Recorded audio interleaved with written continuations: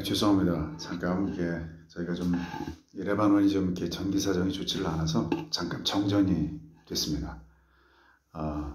조금 전에 했던 그것을 다시 한번 계속해서 이어서 좀 하도록 하겠습니다. 그래서 이제 이 거창하고도 그 신성한 선교의 명분을 제 삶 가운데에 적용할 수 있는 좀 소박한 모델을 좀 제가 보았다고나 해야 할까요? 그런 것들이 좀 있었습니다. 그래서 그것이 참 저에게는 굉장한 큰 뭐랄까 문화 충격을 이겨낼 수 있는 참 굉장히 원동력이 되었던 것이죠. 다시 말하면은 이제 내가 가야 할 길에 대한 일종의 뭐랄까 방향 표지판을 제가 보았다고나 할까? 로드맵이라고 얘기를 하죠. 어떻게 가야 되는 거구나. 어디로 가야 되지? 어떻게 가야 되지? 근데 이제 이렇게 가면 됩니다. 라는 것에 대한 약간의 좀 제가 이렇게 빛을 보았다고 할까요? 그래서 이제 그것을 이제 보고 다시 한번 이제 제가 그것을 봤습니다. 그래서 또 다른 그 지역에 그분이 하시는 어떤 가정교회를 좀 제가 이제 가볼 기회가 좀 있었는데, 그 선교사님들 내외분이 이제 저에게 들려주신 그 말씀은 이거였습니다. 간단했습니다. 무슬림들만큼 복음을 받아들이기에 준비된 사람들도 흔하지 않다.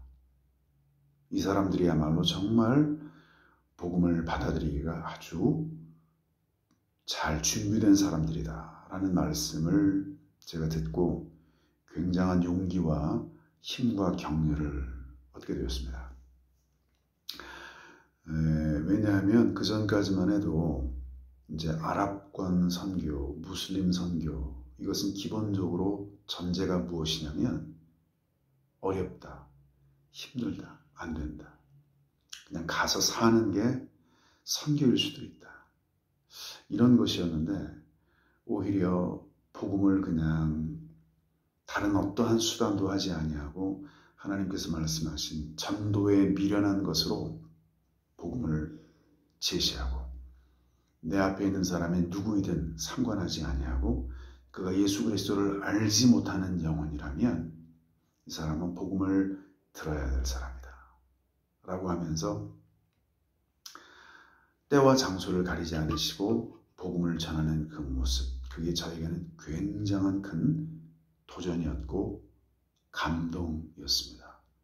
그리고 그렇게 세워진 교회가 하나님의 말씀으로 세워져 나아가는, 비록 그것은 그렇게 큰 규모는 아니었습니다. 화려하고 크고 세련된 그런 모습은 아니었습니다. 여전히 척박하고 거칠고 소박하고 단순하기 그지없는 그런 모임이었지만 그것은 저에게 굉장한 원색적인 감동을 주는 장면이었습니다.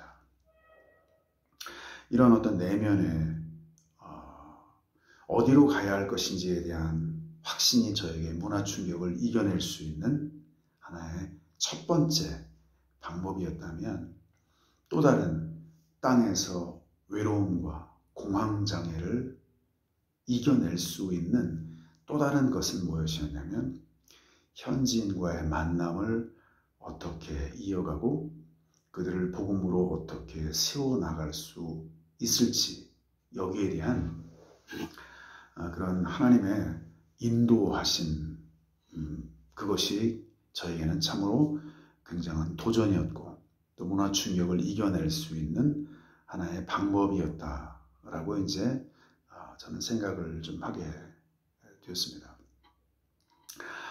여기서 이제 제 이야기를 잠깐 좀 이렇게 좀 멈추고요. 보통 이제 선교학에서 문화 충격을 이기는 방법의 일반론에 대해서 간단하게 이제 한두 가지 정도를 먼저 나누고, 그리고 나서 또 제 개인적인 경험들을 좀 이렇게 나눠 보았으면 합니다. 그 일반적으로 볼 때 이제 보통 선교학에서 이제 그 문화 충격을 이제 이겨낼 수 있는 가장 빠르고 효과적인 방법은 선교사가 현지에 도착을 해서 다른 어떤 것을 배우는 것에 앞서서 제일 먼저 해야 되는 것은 그 나라의 언어를 배우는 일이다 라는 것으로 이제 보통 학문적으로나 혹은 실제 현장의 경험을 통해서 많은 이야기들을 하곤 합니다. 언어를 배운다는 것은 그 사람들의 어떤 그런 문화를 내가 있는 그대로 다 받아들인다라는 것을 의미합니다. 그리고 그 사람들의 어떤 그런 세계관 속에 내가 녹아져 들어간다는 것을 의미하기도 하는 것입니다. 다시 말하면 예수님께서 이 땅에 이제 육신이 되셔서 사람이 되셔서 하나님께서 오셨습니다. 그 자체가 결국 뭐냐면 성육신이지 않습니까? 그와 마찬가지로 선교사도 역시 그 성육신을 해야 하는데, 그죠? 내가 섬기고자 하는 그 땅, 내가 섬기고자 하는 그 민족 혹은 족속들에게로 나아가서 내가 성육신을 하는 가장 첫 번째, 가장 좋은, 빠른, 효과적인 방법은 그 땅의 언어를 배우는 것이다 라는 것입니다. 제가 이제 선교학의 이론 가운데 제가 한 가지 배웠고 좀 들었던 것이 하나가 있습니다. 그것이 뭐냐면 본딩 이론입니다. 본딩이라는 것은 뭐냐면 이렇게 뭔가를 붙이는 거잖아요. 뭔가 본드라고 하는데 본드를 이렇게 뭔가 붙이는 거지 않습니까? 그거를 이제 귀속 이론 혹은 뭐 접착 이론, 연합 이론이라고 이렇게 굳이 우리가 한국말로 한번 해석을 해볼 수 있는데 본딩 이론입니다. 이 이론에 의하면 선교사가 타 문화권에 갔을 때 우리가 보통 문화적인 충격을 좀 줄이면서 서서히 그 문화의 중심으로 이동해 가는 것을 우리는 알고 있습니다. 그런데 이 본딩 이론에 의하면 그것이 아닙니다. 선교사가 바로 처음부터 그 문화의 가장 한복판으로 푹 빠지는 것입니다. 완전히 거기에 그냥 몰입을 하게 되는 것입니다. 본딩 이론입니다. 이것이 굉장히 효과적이라는 이야기죠. 굉장히. 예를 들어서 한번 얘기를 해볼까요? 보통 이제 우리가 그 선교지를 가게 되면 이제 그 아이들이 학교를 가야 되지 않습니까? 그러면 이제 한 2살, 3살, 뭐 한 4살 정도 되면 보통은 유치원을 이제 보내게 되잖아요. 그럼 이제 부모의 마음에는 굉장히 안쓰러움이 앞서죠. 얘네들을 좀 유치원에 보내야 되나 말아야 되나. 그런데 처음에 그런 염려와는 달리 아이들이 학교를 입학을 하게 되면 처음에는 굉장히 낯설어하죠. 부모의 품을 떠나서 이제 외국인 선생님들과 외국인 아이들과 다른 환경, 다른 문화, 다른 음식, 부모의 마음은 굉장히 안쓰럽게 그지가 없습니다. 그런데 이 모델이야말로 가장 정확한 본딩 이론을 적용하는 모델이 됩니다. 자, 그래서 이렇게 유치원을 들어가게 되고 그리고 초등학교를 들어가게 되면 이 아이들이 얼마 지나지 않아서 현지인의 가장 좋은 친구가 되는 것을 우리는 경험을 하게 됩니다. 이 아이들은 뭘 알겠습니까? 부모의 품에 그냥 있는 것 뿐인데 이 아이들이 현지인의 가장 한복판으로 들어갔습니다. 그래서 결국 거기서 함께 먹고 마시고 모든 삶을 함께 나누었을 때 이 아이들은 가장 잘 현지화되는 사람이 되는 것입니다. 번딩 이론이죠. 자, 그러면 선교사가 문화 충격을 이길 수 있는 가장 좋은 방법은 무엇이냐면 물론 사람에 따라서 차이는 있을 수 있다고 저는 생각을 합니다. 문화의 충격을 조금씩 상쇄하기 위해서 내가 가지고 있었던 문화권, 한국 사람의 문화권과 더불어서 조금씩 그 문화의 중심으로 내가 한복판으로 이동을 하는 방법이 있을 수 있다고 저는 믿습니다. 그걸 부인하지 않겠습니다. 인정합니다. 그러나 가장 빠르고 효과적인 방법, 그것은 바로 뭐냐면 그 문화의 한복판으로 내가 풍덩 빠지고 몰입하는 것입니다.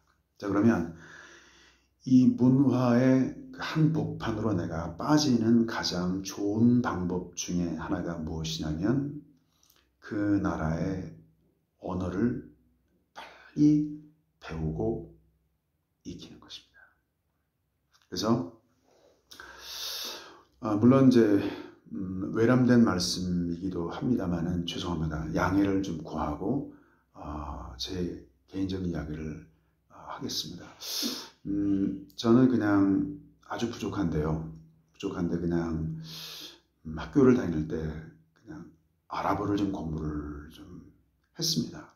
그래서 다른 선교사님들에 비해서는 조금 이 부분에 대해서는 이렇게 조금 뭔가 뭐랄까 이 약간의 좀 유리한 면이 없지 않아 좀 있기는 했습니다. 그래서 이제 현지인들의 어떤 그런 그 의사소통이라든지 이런 것들이 뭐 100% 완전하지는 않았지만 그래도 조금은 좀 많이 덕을 보았던 그런 은혜를 좀 제가 누렸었는데 이제 그럼에도 불구하고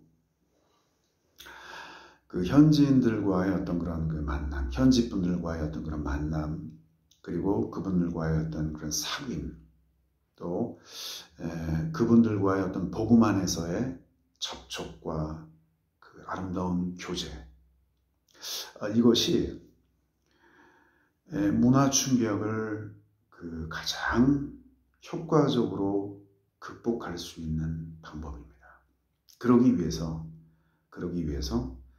선교사님들은 저를 포함해서요, 계속해서 선교지를 떠나는 그날까지 언어를 공부하는 것을 그쳐서는 안 된다는 것이죠.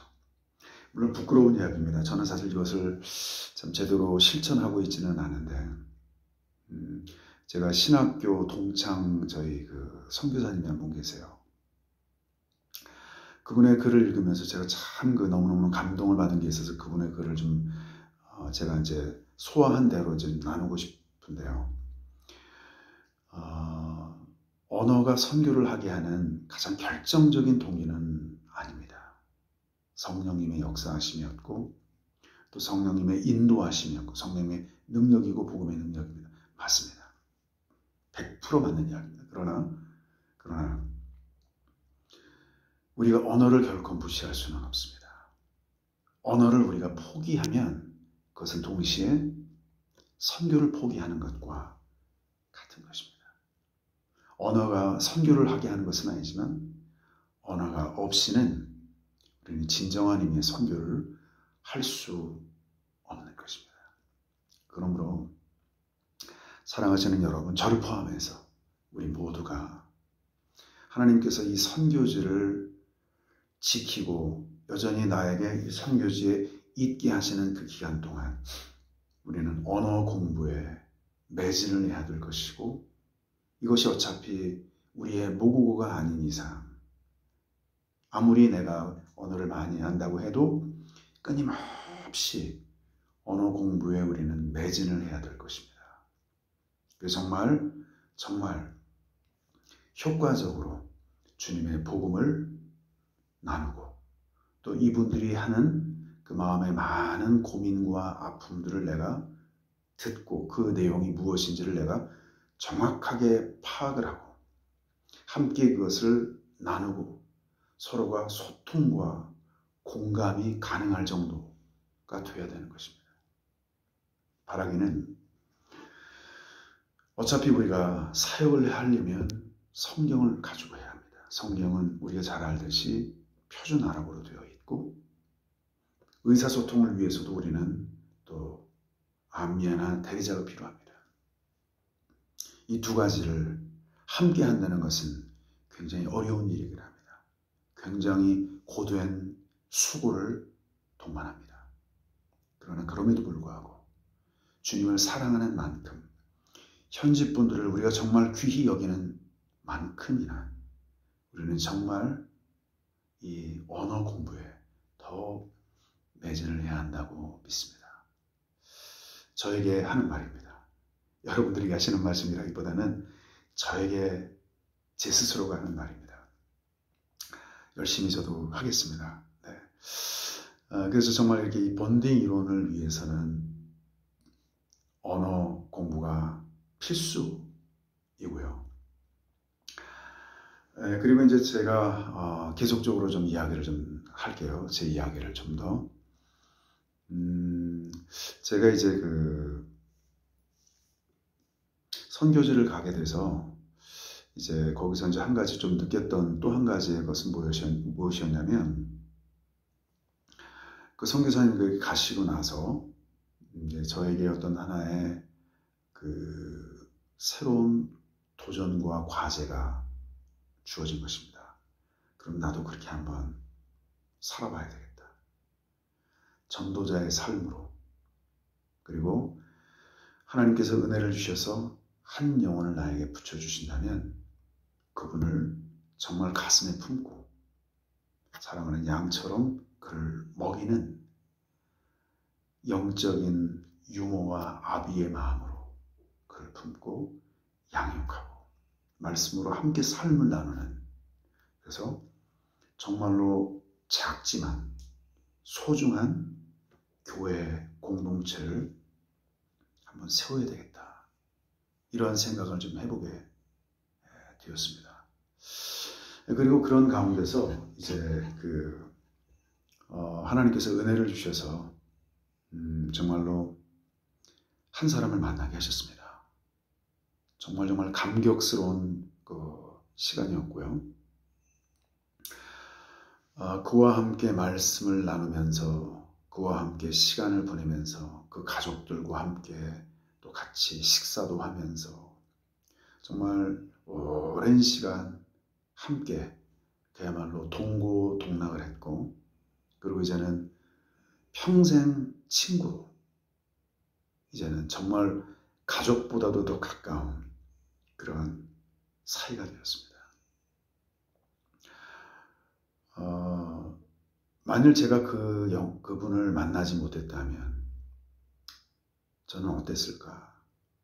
그냥 저는 그냥 아웃사이더로 그냥 선교지에 있지만 그냥 주변인으로 머물면서 그 문화권의 어떤 중심으로 들어가지 못하고 겉을 계속 배회하면서 살아야만 하는 그런 사람이 되지 않았을까. 그런 생각을 좀 한번 해보게 되었습니다.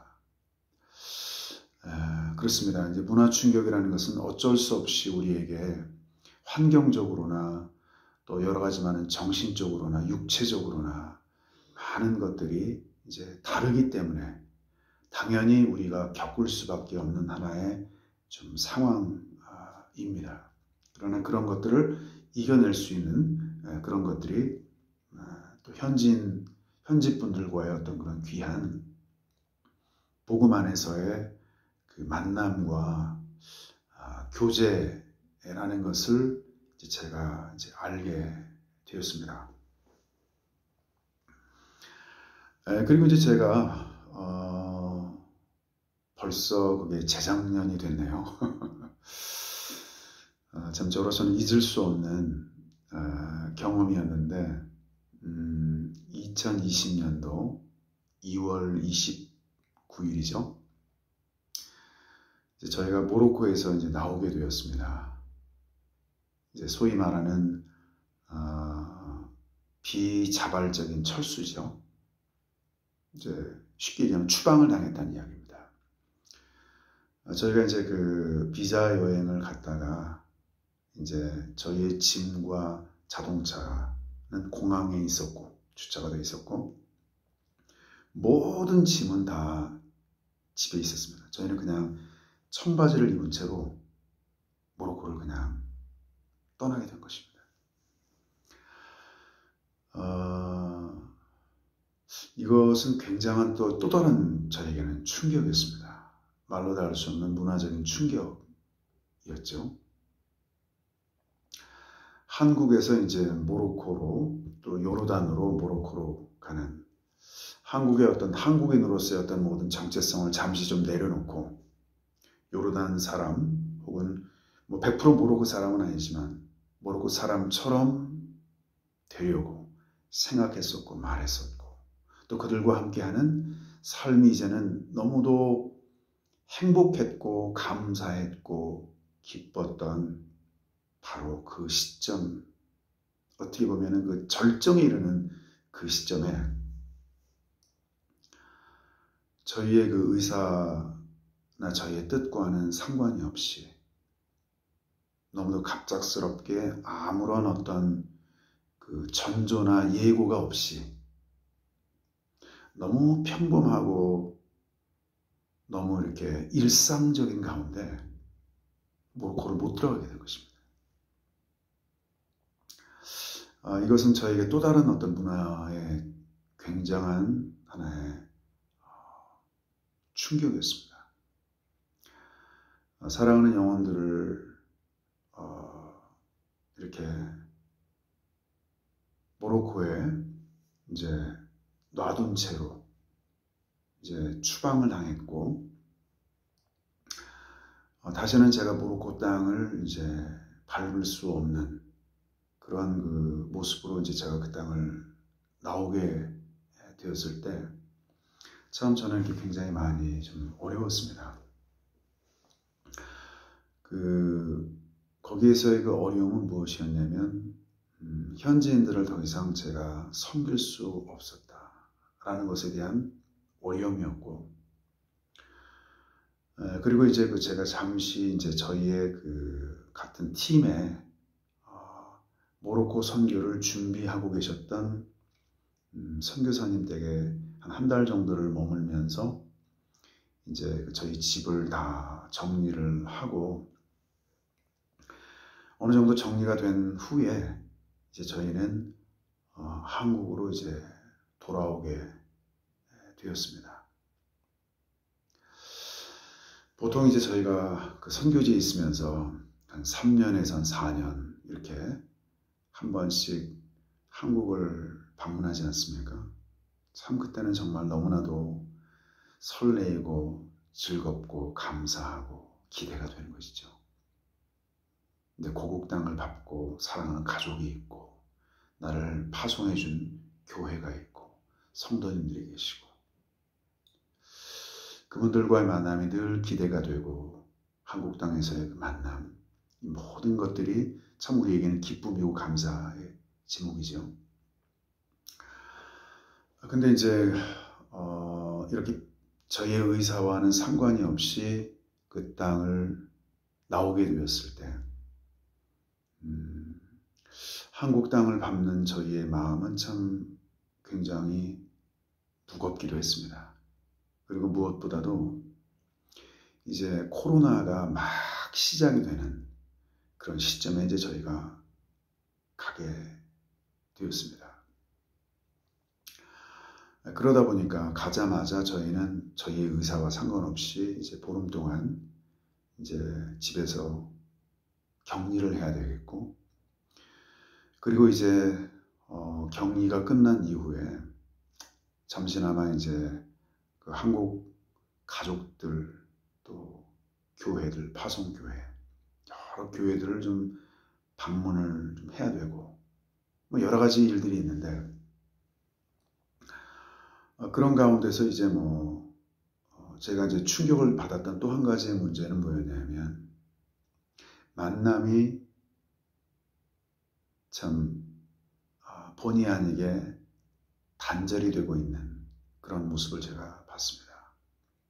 교회를 가고 싶어도 갈 수가 없고, 심지어는 가족들도 자유롭게 만날 수가 없고, 이런 것들이 또 다른 어떤 하나의 문화의 충격이었습니다. 그리고 이제 보통 우리가 슬픔도 그렇고 기쁨도 그렇고 감사한 것도 그렇고 이 모든 것들은 하나님이 우리를 지으실 때 우리는 누군가와 인격적인 교제를 통해서 삶을 살아가도록 만드셨잖아요. 근데 이런 모든 것들이 교제를 나눌 수가 없는 것입니다. 이런 우리의 어떤 그런 선교사가 이렇게 갑작스럽게 나오게 되었고, 현지의 어떤 그런 모든 삶을 우리의 의사와는 상관없이 갑작스럽게 이게 단절이 되는 삶이 완전히 그냥 송두리째 무너져 내리는, 어떻게 보면 뭐라고 해야 될까요? 그거를 한마디로 표현을 한다면 전쟁이 일어나서 갑작스럽게 집과 고향을 떠나야 하는, 그래서 타국에서 어렵게 하루하루를 연명하며 살아야 하는 난민의 모습, 바로 그런 것이 아니었겠는가, 그런 생각을 해봅니다. 그래서 이제 저는 아는 몇몇 지인들, 또 그런 분들에게 그냥 저희가 추방당했을 때 그런 우리의 느낌, 아픔, 이런 것들을 좀 이렇게 나누는 그런 시간들이 좀 있었고요. 그런 것들이 참 저에게는 많은 어떤 어려움이었던 것 같습니다. 그래서 이제 코로나로 인한 어떤 그런 어려움들, 또 그런 것들이 참 많이 어려웠고, 그래서 저는 이제 하나님께 좀 여쭤봤습니다. 하나님 아버지, 제가 이렇게 갑작스럽게 모로코를 나오게 된 것이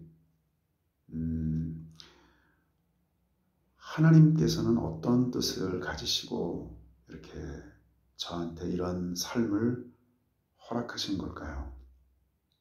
주님께 참 진지하게 여쭈었습니다. 다른 모든 이유를 다 떠나서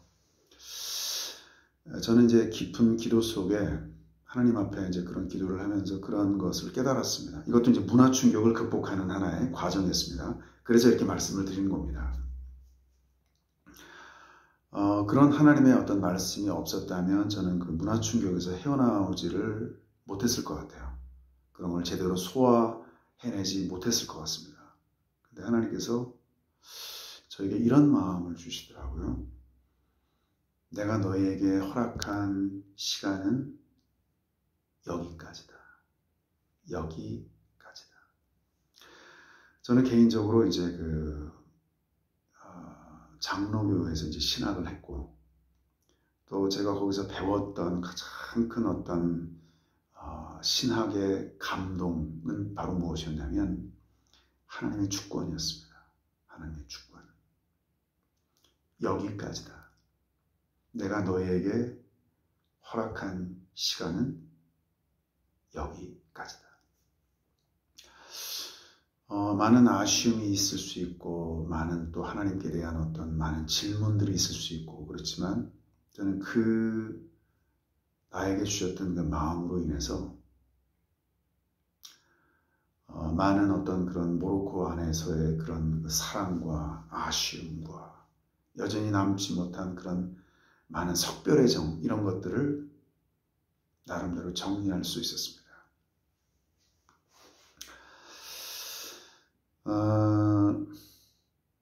그래요. 10년의 그 세월 뭐 길지는 않았습니다. 우리 김진숙 성사님 뭐 40년 거의 50년 가까이 계셨으니까 우리 성사님 앞에서 이런 말씀을 드리는 것은 너무너무 외람되고 그러는데 나름대로 참 저에게는 모로코라는 그 삶이 참 정말 잊을 수 없는 제 인생에 참 정말 중요한 시간들이었고 추억이었었는데 그 시간을 허락하신 하나님께 먼저 감사하고 또 하나님의 주권에 복종을 하면서 제가 여러 가지 많은 의문들 또 약간의 마음의 서운함들 이런 것들 섭섭함 그리움 아쉬움 이런 것들을 제가 접을 수 있었던 것 같습니다. 그리고 이제 좀 제가 한국에서 이제 안식년을 이제 하게 되었는데요. 한국에서 이제 안식년으로 있으면서 제가 이제 감사했던 것을 몇 가지만 좀 이렇게 나누고 싶습니다. 한 가지는 뭐냐면은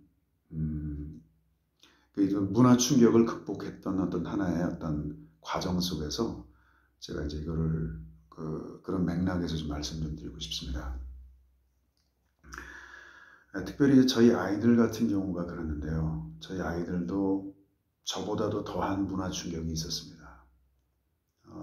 특별히 저희 큰아이는 3살 때, 만으로는 2살 때, 둘째는 아예 태어나기를 요르단에서 태어났고 한국을 와보지도 않은 상태에서 바로 모로코를 갔습니다.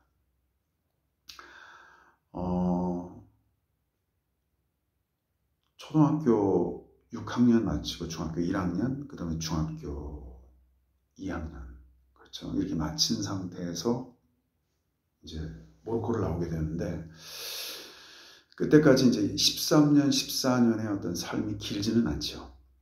적어도 이제 어른들이 볼 때는 길지는 않은 삶인데, 적어도 그 아이들에게 있어서는 자신의 인생의 모든 것이 다 모로코였습니다.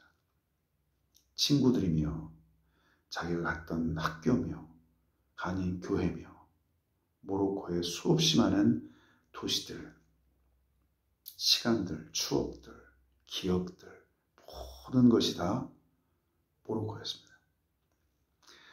한국은 그냥 자기는 한국 사람이기는 하죠. 아빠 엄마가 한국 사람이고 생김새가 한국 사람인데 그 속은 완전히 모로코 사람이었습니다. 첫째 아이 같은 경우는 슬픔을 이기지 못하고 새벽 3시, 4시까지 울면서 친구들이 그립다고 보고 싶다고 울었습니다. 그리고 아빠 때문에 이렇게 우리가 갑자기 추방을 당해서 나오게 되었다고. 아빠로서는 할 말이 없었습니다. 참 너무 어려운 시간을 보냈고 한국에 가서도 아이들은 계속해서 그냥 게임만 하는, 본인들도 불안하기는 하고 이래서는 안 된다는 걸 알았지만 그렇지만 다른 대안이 없는, 그래서 겨우겨우 인터넷으로 그냥 숙제만 내고 수료증을 받았습니다. 그리고 나서 이제 저희가 이제 본부와 또 파송교회와 진지하게 이제 상의를 한 결과 지금 당장 바로 선교지로 나가는 것보다는 좀 더 쉼을 가지고 충분히 자신을 돌이켜 보면서 안식년을 한번 하시는 것이 좋을 것 같다. 그래서 저희가 안식년을 결정을 하게 되었습니다. 전 본부와 파송교회 정말 감사한 일이죠. 그리고 나서 이제 저희가 아는 분의 소개로 기독교 국제학교, 대안학교를 저희가 입학을 하게 되었습니다. 아이들이 굉장히 좀 한국 학교에 들어가는 것에 대한 좀 일말의 두려움이 있었어요. 아랍 학교, 아랍어와 불어로만 수업을 하던 아이들이 과연 중학교 과정을 한국말로 해낼 수 있을 것인가? 그리고 그냥 막연히 들었던 한국 학생들의 그 왕따, 여기에 대한 막연한 두려움이 좀 있었고, 과연 이게 가능할까? 많이 기도하면서 하나님의 은혜를 구했습니다. 근데 할렐루야, 하나님이 거기에 대해서 응답을 해주셨어요. 정말 아이들이 그 학교에서 평생 믿음의 친구를 만났습니다. 할렐루야. 정말 이제는 한국을 너무너무 좋아하게 되었고, 특별히 한국을 알게 되었습니다. 그 친구들을 통해서 함께 그들이 서울을 구경 가고 여러 가지 많은 또 가족 여행을 통해서 많은 한국의 도시들을 그들이 보면서 한국을 새롭게 알아가게 되었고, 또 한국을 이해하게 되었고, 또 이해하고 알아가는 만큼 한국을 깊이 사랑하게 되었고, 이제 한국은 더 이상 남의 나라가 아니라 나의 나라구나, 그리고 나의 친구가 있는 나라구나, 나와 함께 소통할 수 있고 모로코 친구와는 또 다른 의미에서의 정말 평생 친구, 하나님이 주신 선물이죠. 그래서 안식년 동안에 정말 저희는 전혀 기대하지 않았던, 그냥 학교만 잘 마칠 수 있으면 좋았겠다라는 생각이었는데, 오히려 정말 하나님께서 평생의 친구를 그들에게 허락해 주셨습니다. 너무너무 감사한 일이죠. 이제는 한국에 내가 정말 그리워하는 사람들이 있고, 나도 한국을 그리워할 이유가, 명분이 생긴 것입니다. 그래서 정말 너무나도 감사한 그러한 그 시간이었습니다.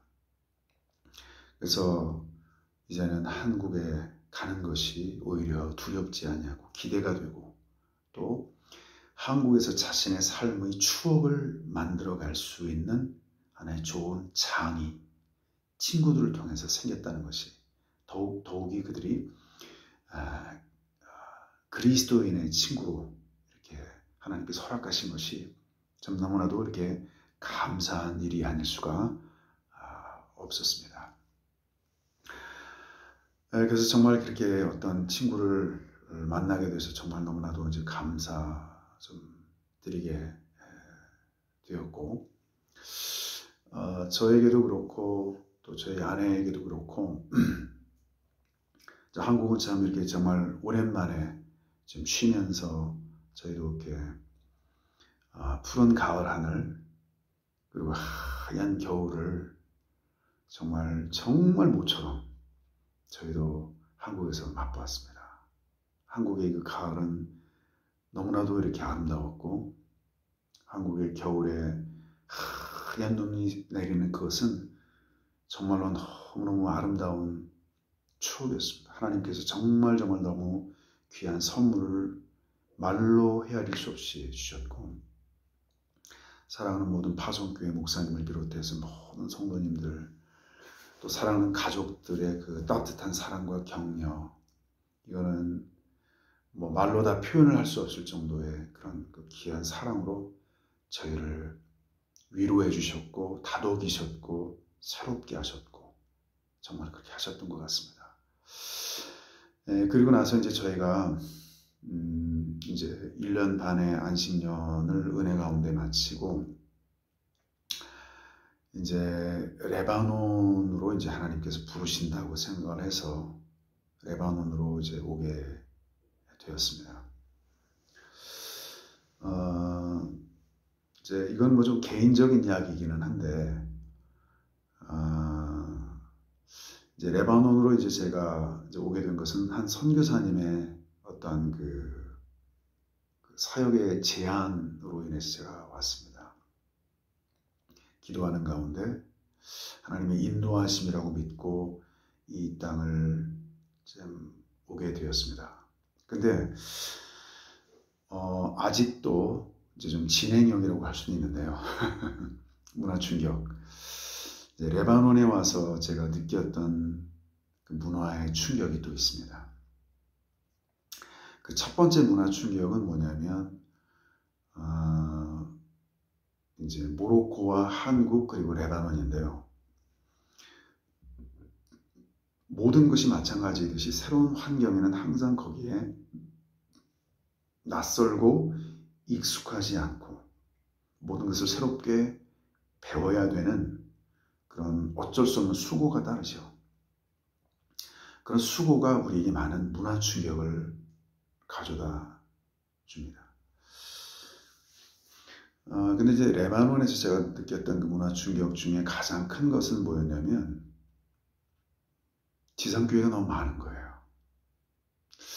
제가 처음에 그 요르단을 떠날 때 요르단은 그 레바논하고 이렇게 바로 이 옆에 나라입니다. 굉장히 가까운 곳입니다. 지상교회가 없는 곳으로 제가 찾아서 간 곳이 북아프리카인데 주님의 인도하심이라고 믿고 이 땅을 오게 되었는데 지상교회가 너무 많고 기독교인들의 퍼센테이지가 전 인구의 38%고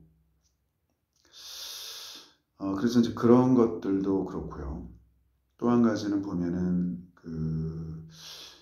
이 모로코하고 이렇게 자꾸 비교를 하게 되는 거예요. 이 레바논을. 뭐 한국하고는 뭐 굳이 비교할 수는 없고 어차피 다시 선교사로 아랍권에 이제 왔기 때문에 자꾸 이렇게 이 모로코가 떠오르는 거예요. 모든 상황에서 모로코는 이랬었는데 모로코 과일은 이런데 모로코에서는 도로가 이런데 모로코 사람들이 이렇게 나이스한데 모로코는 길도 넓은데 모든 것이 자꾸 모로코와 자꾸 비교가 되면서 모로코가 너무 오버랩이 많이 심하니까 주님께서 보내셨다고 믿은 이 땅에 왔는데도 불구하고 제가 이 레바논에 내가 정말 하나님이 나에게 주신 민족이고 나에게 주신 나라고 내가 섬겨야 될 나의 기업이고 이런 느낌이 안 들고 자꾸 내가 손님 같은 느낌이 드는 거예요. 누가 어떤 선교사님 이런 말씀을 하시고 이런 사역을 말씀을 하셔도 그렇군요. 네, 훌륭하십니다. 겉으로는 그렇게 이야기를 하는데 내가 해야 되는 내가 섬겨야 하는 그런 막 설레임과 감격과 그것이 꼭 어떤 뭐 유능하고 능통해서가 아니라 내가 어느라고 좀 초짜일지라도 처음 마음의 그 순전하고도 순수한 그런 어떤 열정, 알고 싶어 하는 모든 것을 내가 다 알기 때문이 아니고 모든 것이 능숙하기 때문이 아니라 여전히 부족하고 처음이지만 그래도 뭔가에 대한 막 갈급한 이런 마음이 없어요. 비슷한 것 같기는 한데 이상하게 마음이 안 가고 그것이 참 정말 저를 너무너무 힘들게 했던 것 같습니다. 이렇게 많은 곳에 많은 선교사님들이 계시는데 왜 굳이 내가 이 땅을 왔어야 되는 건가? 내가 정말 이 땅에 온 게 주님의 뜻이 맞는 건가? 이런 심각한 고민도 제가 정말 사실은 했습니다. 그런 가운데 제가 이제 한 2번 정도 역시 좀 아팠어요. 아주 최근의 일이죠. 한 번은 소화가 좀 안 돼서 그랬고 또 한 번은 좀 제가 이렇게 좀 병이 좀 있어서 좀 많이 앓았습니다. 그러면서 이제 조금 제가 저 자신을 많이 돌아보게 되었습니다. 그렇다면 하나님께서 주신 어떤 그런 문화 충격, 여러 가지 많은 종류가 있었겠지만 저에게는 그랬던 것 같아요. 이 문화 충격을 이길 수 있는 가장 하나의 방법은 하나님께서 저에게 말씀하시는 복음의 본질, 이거를 저에게 터치하셨을 때 저는 다른 걸 다 그냥 이길 수 있었던 것 같아요. 그게 안 되면 다른 모든 게 다 채워져도 여기 뭐 날씨도 좋아요, 음식도 좋아요, 먹는 삶의 환경도 좋아요, 값도 싸요. 그런 게 저에게는 별로 마음이 가지가 않았어요. 복음의 본질로 정말 내가 여기서 주님이 맡기셨다고 믿는 그 일이 무엇일까? 주님의 마음을 구했습니다. 이 땅에 오기 전에 참 주님의 마음을 달라고, 아버지의 심정을 달라고 많이 기도를 하고 왔어요. 성령님이 인도하시는 그곳으로 가게 해달라고 정말 진지하게 기도를 했어요. 레바논에 대한 정보를 제가 대충 들었거든요. 근데 여기는 그렇게 쉽지 않을 거다라는 생각이 드는 거예요. 핍박이 있어서가 아니에요. 우리는 여기 핍박이 없어요. 굉장히 자유롭습니다. 근데 어려워요. 이런 어려움을 어떻게 좀 제가 극복을 해야 될까? 이제 아직도 좀 현재 진행형이긴 합니다. 근데 이제 지금까지 제가 이제 극복했던 내용들을 또 얘기를 해야 되잖아요. 문제점만 얘기를 하고 수습이 안 되면 안 되니까. 근데 어떤 이거를 내가 강의를 위해서 일부러 그냥 짜낸 건 아니고, 이제 물론 이제 앞으로 이제 좀 기도 중이고 아직 정탐 중이기는 하지만, 뭔가 제가 이 땅에서 좀 섬겨야 할 그런 부분과 영역이 있다는 것을 어렴풋하게 좀 알게 하시는 한 번의 방문이 좀 있었습니다. 그것은 뭐냐면, 이 땅에 계시는, 이제 아시겠지만 팔레스타인 난민촌이었습니다. 팔레스타인 난민촌. 이 땅은 굉장히 아주 다채롭습니다. 역사도 그렇고요. 굉장히 오랜 역사와 유구한 역사가 있는 나라입니다. 성경에 보면 여호수아 시대에도 이미 레바논이라는 이름이 나와요. 여호수아 1장에 보면. 그렇다면 이 레바논이라는 나라의 그 유서 깊음이 거의 수천 년에 해당하는 그런 땅이었습니다. 이런 땅을 통해서 이제 성경의 땅이죠. 성경의 땅이죠. 저는 이렇게 처음에 레바논을 올 때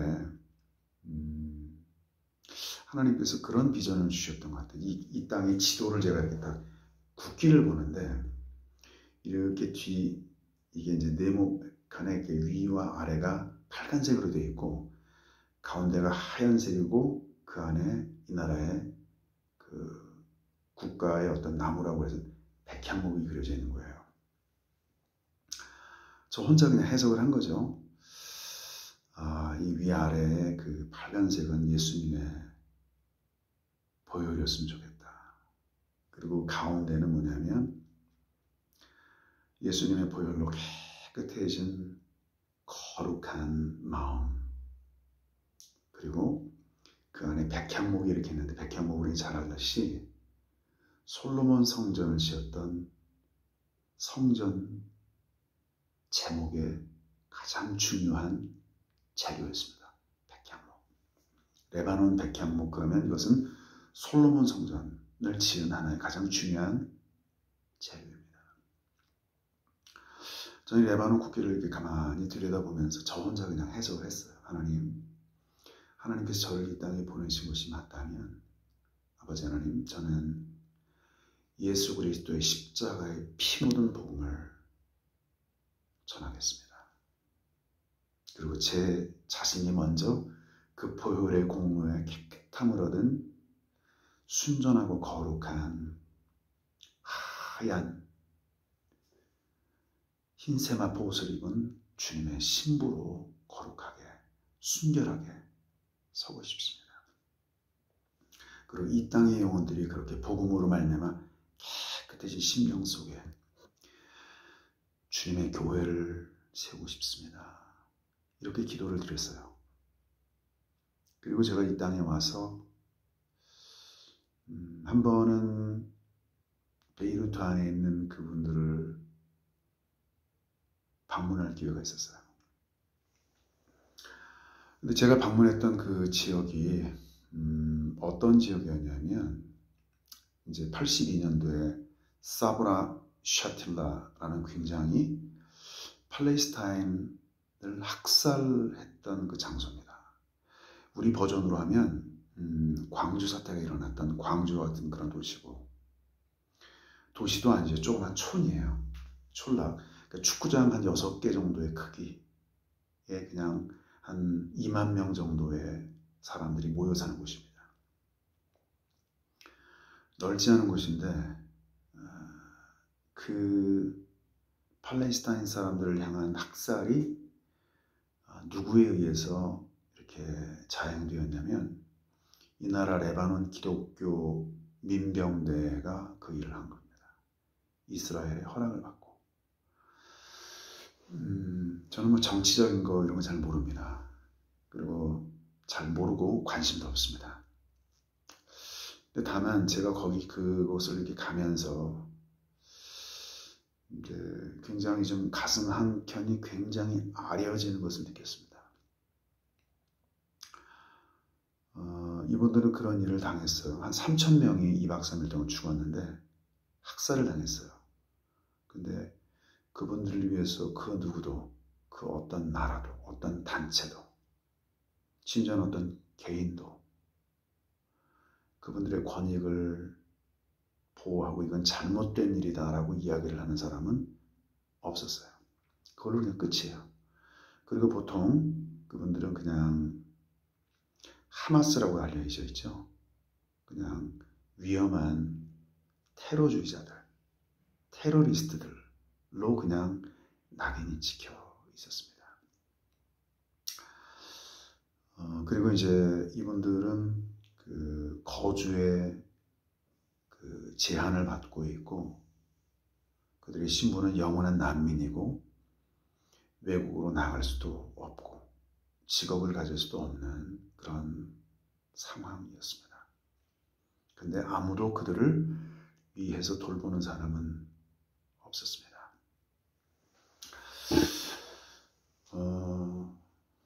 이분들을 이렇게 좀 제가 대하면서 어쩌면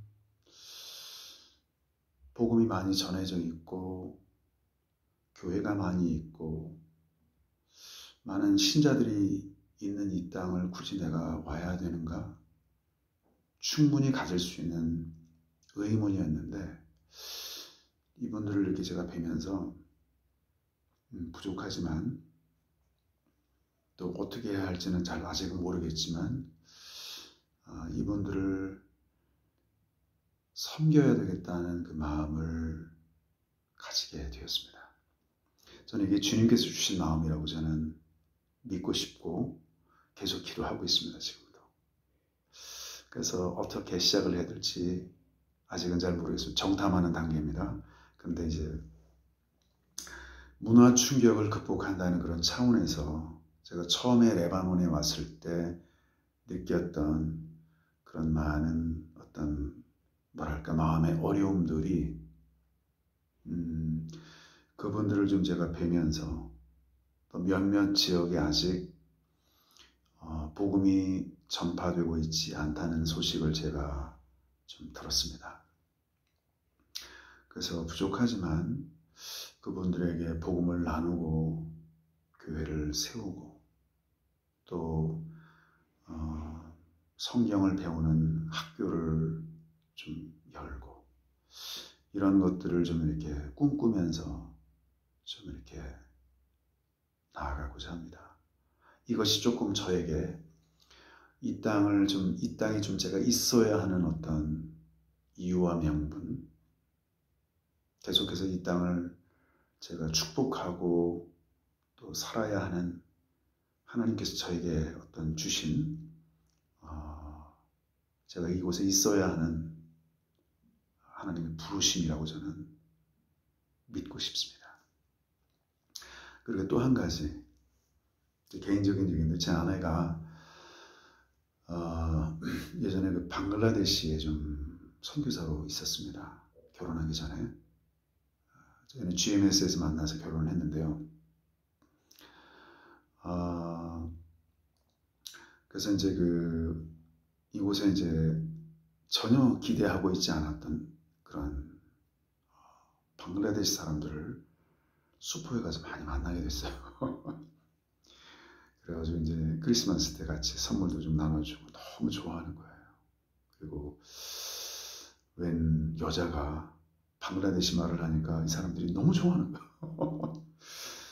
그래서 지금 몇 분 선교사님들께 좀 이 이야기를 좀 나눴습니다. 방글라데시 사역 어떻게 생각하시냐고. 다들 뭐 웰컴이에요. 너무 좋은 일이라고. 여기서 누가 방글라데시 말 배워가지고 그분들 사역하는 분 없으니까 너무너무 좋은 거라고. 그래서 정말 이렇게 아무도 돌보지 않는 가난한 나라. 아시다시피 베이루트는 지금 경제가 거의 파탄 지경에 있습니다. 물가가 20배 이상 올랐어요. 상상을 초월하는 그 어려움 가운데 있습니다. 근데 보통 외국인들은 다 이제 자기 나라로 떠나요. 근데 방글라데시 사람들은 자기 나라로 돌아갈 수가 없어요. 가도 할 일이 없으니까.